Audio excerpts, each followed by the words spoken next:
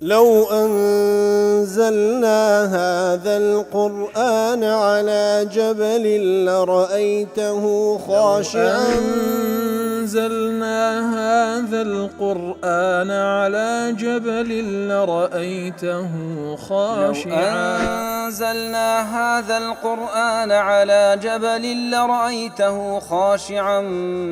متصدعا من خشية وتلك الأمثال نضربها للناس لعلهم يتفكرون.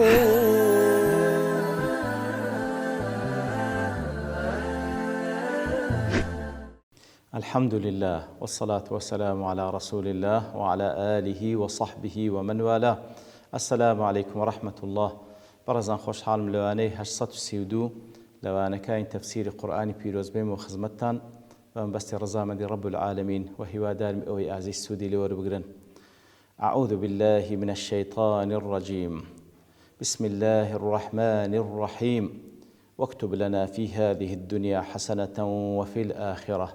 إنا هدنا إليك قال عذابي أصيب به من أشاء ورحمتي وسعت كل شيء فسأكتبها للذين يتقون ويؤتون الزكاة والذين هم بآياتنا يؤمنون. برخوشي وسنا وكلواني رابطش لخزمة دواتي بيروزة دابون كرب العالمين باز لو ذكا كاتك وموسى لدعاء كيدا بردوام دبي ودفرمي يا رب إخوة لدنيا والآخرة حسنة وتساك من بي ببخشي وهلوا اعتراف ذكا إنا هدنا إليك إيما قراين ولايتو توبة ما كردية خوي يقول له والله مداد فرمي قال عذابي أصيب به من أشاء أويش سزاي منه سزاي كسانك دمك مستحقا بسزاء أويك مشيئتم لسربي عذابي عم بدم ورحمتي وسعت كل شيء رحمتي منيش لدنيا دا هموش تيشي داقرتي وفراوانا بشي همواني كردية بتساكو خرابو بمسلمان وكافرو رام لقيامتي لو شي دنسم لبو شي بريار دم فسأكتبها للذين يتقون أوانيك والتقوى هي أوانيك وأخوان للشرك لكفر لمعاصي لقدرت وأنا خوان باراستية ويؤتون الزكاة أوانيك وزكاة ماليان دردكن كوكو باس ماكر كواش لبر جرنجي زكاة أخوي يقول بتايبتي باس ذاك لدواي تقوى كويش بشكل التقوى بلان بتايبتي باس ذاك لبر براستي نفسي إنسان بيخوش بقري نبخشي والذين هم بآياتنا يؤمنون وارها لبو كسان كوا إيمان بآيات كان إيمدين والذين هم بآياتنا وكل قاسم دل أي بكتابنا ورسولنا واتا آتكاني خواهي قورة بريتيلا آتكاني كتابي خواهي قورة وهروها بريتيلا پیغمبري خواه صلى الله عليه وسلم أو كوا أودي فرمي إيمانيا بهم هي القرآن والسنة يؤمنون أي يصدقون باوريان بها وكل سعدي دل والذين بآياتنا يؤمنون ومن تمام الإيمان بآيات الله لتواوي إيمان بآت كان خواهي قورة معرفة معناها تمشاك زور بوردي بازدكا وكل تفسير السعدي دله والذين هم بآياتنا يؤمنون كواتا وانك إيمانيا بآت كان إيمه تمشاكل فيش فرموي تقوان هي زكاة ددن إيمانيا بآت كان هي كواتا دفرمي لا تمام إيمان هينان بآت كان خواهي قورا زانيني معناها كي والعمل بمقتضاها كار كردن ببيدا يستكاني ومن ذلك اتباع النبي صلى الله عليه وسلم ظاهرا وباطنا كاكردن با ناوروچی آتكان لزمن أواش شوين كوتني پیغمبر صلى الله عليه وسلم ظاهرا وباطنا في أصول الدين وفروعه هم لهدي الظاهر هم لوشتانك ومتعلقة بدلو بها مشتكان فيستا اتباعي پیغمبر صلى الله عليه وسلم شوين كوتي وتكان وكارو كردو وكان بي وهروا هم لأصول دين وهروا هم لفروع لا بابرين لقكانشي وكل تفسير معارج دلي والذين بآياتنا يؤمنون أي والذين هم يؤمنون بكل ما ننزل من آيات على رسلنا كواتا إيمانيا بهمو أوشتانه هيكوا لا أتكان كلبو بيغمبري خومان دينيرين عليه الصلاة والسلام فلا يفرقون بين أحد منهم وسوى فرق لبين آياتك وآياتك ناكن إيمان من بويه وإيمان من بوينيا ولا يتعصبون لسابق ضد لاحق كواتا ئیمانیان بە هەموو پێغەمبەرەکانیش هەیە عەلەیهیمۇ الصەلاة وەسەلام تعەسسوبیان لە بۆ یەکێک نییە لەگەڵ ئەوی دیکە نە وەکو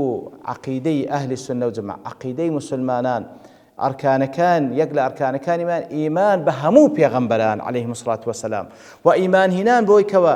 هەموویان پێغەمبەری خوان عەلەیهیمۇ الصەلاة وەسەلام و ئێمە مولزەمین بە ئیتیباعی خاتەمەکەیان کەوە ئەو شەریعەتەی هێنایە هەتا ڕۆژ قیامەت کار بکە. لا تفسير قاسمي قول شينات ولا قول جشمي دليل تدل الآية على حسن سؤال نعيم الدنيا كما يحسن سؤال نعيم الآخرة كواتوات فيرمان دكا وكليرا ولا سورة البقرة شخوا يقول فيرمان دكا كوات ساك إنسان براسي أو دعاء بك ربنا آتنا في الدنيا حسنة وفي الآخرة حسنة وقنا عذاب النار داواي تساچي دنيا وقيامة بك داواي تساچي دنيا وقيامة بك طبعا دعاء زور زور شاملة والله أجر هيز دعائنا كتنها أو بلواني كافي بي چونك هموش تكاني خير وبير دنيا وقيامة لو آتا ياخذ لو دعاء كويت ربنا آتنا في الدنيا حسنة وفي الآخرة حسنة وقنا عذاب النار وتدل على أن الواجب على الداعي أن يقرن بدعائه التوبة والإخلاص واتساشا لو يقل آداب كان دعاء خواي قولي الفيلمان دكا كوا لقل دعاء توبي خوش دي علام بكي كواتا وقت ما التوسل ذكي لدعاء كانت بأسماء وصفات خواي قوله بكر دوي ساك لوانا يقل كردو ساك كانت سيك خواي قول خوش ده توبة كردنا خواي ام توبة مكردو قرام ولا يتو دي خواي فلانشتم في بخشة وتدل على أنه تعالى ينعم على البر والفاجر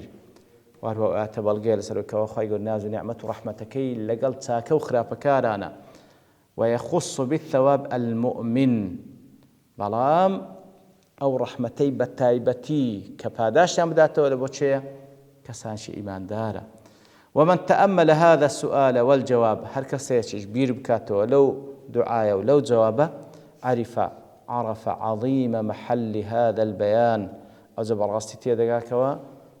محل و باڵێن شوێنی ئەو بەیانە چەندە گرنگە لێنەوە عەلەیهی سەلام سأل نعيم الدنيا والدين عقيب الرجفة كواتا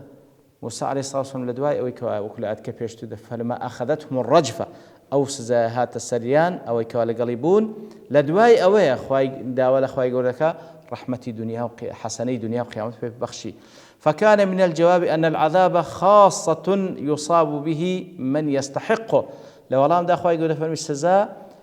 بمشيئتي خوا لبو كسانك كوا مستحقا بسزاء فأما النعم فما كان من باب الدنيا يسع كل شيء يصح عليه التنعم أو الناس نعمتان إخوائي يقول سبحانه وتعالى لبوه همو كسيكا كوا شاني نعم ناس نعمت بن وما كان بلام إخوائي يقول سبحانه وتعالى وسعت كل شيء رحمتك لبوه همو كسيكا بر فاجر وما كان من باب الآخرة يكتب لمن له صفات ذكرها بلام أويك ولا آخرت مستحق ورحمة إخوائي يقول أو الصفات دياري كلاب يعني آقادار بن وتدل على أن الرحمة لا تنال بمجرد الإيمان الذي هو التصديق سبحان الله رحمة وأرؤات جبل غير سلك رحمة إخوائي يقول تنها بإيمان بدسنا أقرب معنى التصديق ليك بدريتوا برازان ولا إيمان بخواها إيمان هي وحقه ملام حتى ينضم إليه الطاعات تبي الطاعات شيء لقلبك تكتم مشاكل فسأكتبها للذين يتقون ويؤتون الزكاة والذين بآياتنا يؤمنون يا أخو أصل وايا أو كوا التقوى هي وزكاة دا إيماني هي بلام خواهي يقول إيمانك إلى آخر بازك قاعدة عام أو أن كيف بيش يخستي أو تيمام أهمية التقوى وأهمية كار بيكردن بكار كردن ببيداويستي وإيماني خوت كوا تزور مهمة براستي تێبگەین کەوا مجرد تصدیق و بەڕاززانینی پەیامی خوای گەورە کافینی ئەگەر کاری پێ نەکەی وەڵام من ئیماندارم وەڵا ئیمانم پێ هەیە ئەوە حەق ئەوە ڕاستە قورئان باشە سونە کارکردنت ئەوەندە کافینیە کەوا لە عەزابی خوای گەورە نەجات بدە ڕەحمەتی خوای گەورە لۆ چێیە ئەوەی کەوا کار بە ئەتکەن یەتەقون وەیؤتون الزەکاة ئەو جۆ الذین هم بآیاتنا یؤمنون کەوا ئەسڵی هەمووی ئیمانەکەیە لەسەر ئەساسی ئیمانەیە تەقوا و زكاتش ددا رانتا وقت تمام جين أهمية عمل كردن تنمهما بمقتضى ببيداوستي أو إيمانك وهذا إيمان وكل اعتقاد أهل السنة والجماعة نية قول وعمله تنهى ئەوە نییە کەوا لە نیەت وەڵام بەڕاستی دەزانم ئەدی کا قەولت کا عەمەلت لێیە وەکو دەڵێ فەیوبطیل قەول المرجئە لێ لێرەدا بەڕاستی ئەوەش بەڵگەیە لەسەر قەولی مرجئە ئەهلی ئیرجاء ئەوانەی کە دەڵێن فقط مادام ئیماندارە تەواو مادام ئیمانی هەیە و تەصدیقی هەیە کافیە نا پێویستە ئەو تەصدیق و ئەو ئیمانە کردەوەی چاشی لە دووبێ ئەوجا مەشمول دەبی بە ڕەحمەتی خوای گەورە جا لە دواتر خوای گەورە سبحانه وتعالى زیاتر درێژە بە باسی ئەو کەساندا کەوا مستحقن بە ڕەحمەتی خوای گەورە و ڕەحمەتی خۆی لە بۆ ئەوان نووسیە خوای گەورە سبحانه وتعالى كواتا فسأكتب للذين يتقون ويؤتون الزكاة والذين هم بآياتنا يؤمنون هروها لدريجي وصف كرني أوانا تشينا كوا خوي الرحمة خوي تايبت كبوان الذين يتبعون الرسول النبي الأمي الذي يجدونه مكتوبا عندهم في التوراة والإنجيل يأمرهم بالمعروف وينهاهم عن المنكر ويحل لهم الطيبات ويحرم عليهم الخبائث ويضع عنهم إسرهم والأغلال التي كانت عليهم فالذين آمنوا به وعزروه ونصروه واتبعوا النور الذي أنزل معه أولئك هم المفلحون فليردا لو أنا أقر بس أو صفتي في سروبة يتقون يؤتون الزكاة إيمان بآت كان خواهي قولا لو أنا أهل كتابيش بيان قلت بإيدي أمش أو صفاتان من تيدا خواهي قولا تفصيلي بيدا ئەوانەی کەوا ئیمانیان بۆ پێغەمبەرەی خاتەم هینایە کە بەو شێو وەسفی دەکا کەواتە بە هاتنی ئەو پێغەمبەرە وەکو پێغەمبەر صلی الله علیه و سلم وەکو لە ئاەتەکان وەکو لە حەدیثی پێغەمبەر صلی الله علیه و سلم هاتێ بە هاتنی پێغەمبەری خاتەم هیچ یەکێک لە ئەهلی کتاب خوای گەورە سبحانه وتعالى لێی خۆش ناوێ گەر ئیمان بەو پێغەمبەرە نەینی کەواتە ئەوە نییە بڵێ وەڵڵا ئەمش لەسەر دینی خۆم هەر کەسە لەسەر دینی خۆی پێویستە ئیمان بە پێغەمبەری خاتەم بینی أو عهد بيمانك لبيغمبران ورجيري عليه الصلاة والسلام تزاي أويل أمتك كانيا كواتواني كوات تايبة برحمتي خواهي يقول للروج قيامة أو كسانا كتقوان هي زكاة إيمان بعد كان خواهي يقولين أوانا كاتباعي أو بيغمبر دكان صلى الله عليه وسلم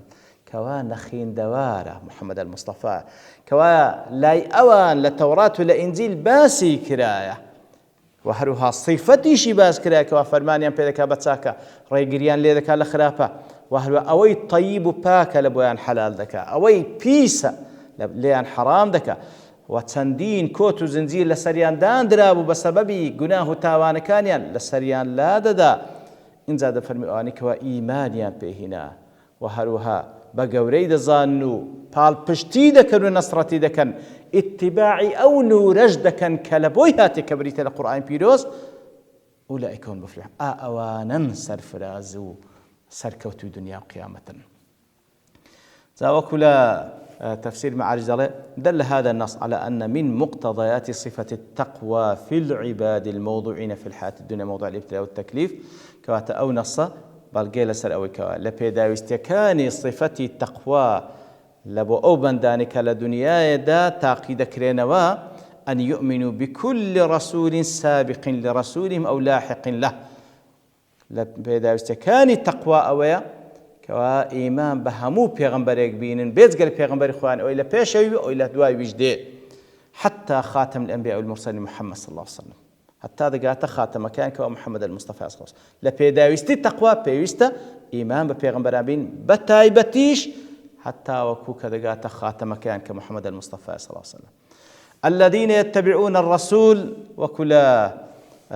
معارج قاسم دل أي الذي أرسل إلى الخلائق لتكميلهم أو بيغمبري كمحمد المصطفى صلى الله عليه وسلم كان يدرى لبوه همو صروا يزوي لبو إنسو جن لتكميلهم بو شريعتها كامليا بكا يتر لمعارج دل أنه رسول يبعثه الله عز وجل مبلغا كاتب بيامش بيو تبليغ ذكاء وقائما بوظائف رسالته التي يرسله بها أو بياميك وبيتي تبليغ ذكاء وهذه الصفة تستلزم في المعهود من رسل الله أن يكون مؤيدا من قبل ربه بالآيات الإعجازية التي تثبت صحة رسالته وصدقه في كاتك وبيغمبرة كاتك ورسولة كات معجزات شبيه تەئیدی بکە لەلایەن خوای گەورە سوبحانەهو وتەعالەیەوە پێغەمبەری خوایە باوەڕی پێ بکەن بە بەڵگەی ئەو موعجزاتانەی کەوا پێیتی الذين يتبعون أوانك اتباعي أو بيغمبري دكان الرسول النبي أي الذي نبئ بأكمل الاعتقادات والأعمال والأخلاق والأحوال والمقامات من جهة الوحي كواتا وكل قاسمي دله أو بيغمبري كوا بويتا بيغمبر بتسي خواي قلنا ديتي بتساكترين اعتقاد وبيرو باور تساكترين كارو كردو خوروشتو وهروا بتساكتريني مقامات قلبي أو مقام قلبي يعني كواتي دا دروز دبيتن للآن تشيو من جهة الوحي للآن وحي وخواي قولا رواني كردية إتر ديارة مفسرين لتفسير آيات دا شتي زور زيادة الباز دكان لبرتوابوني كاد دوستين ببشتواني خواي قولا لواني دهاتو دين وخزمتي وصلى الله وسلم على نبينا محمد وعلى آله وصحبه أجمعين وآخر دعوانا الحمد لله رب العالمين. لو أنزلنا هذا القرآن على جبل لرأيته خاشعا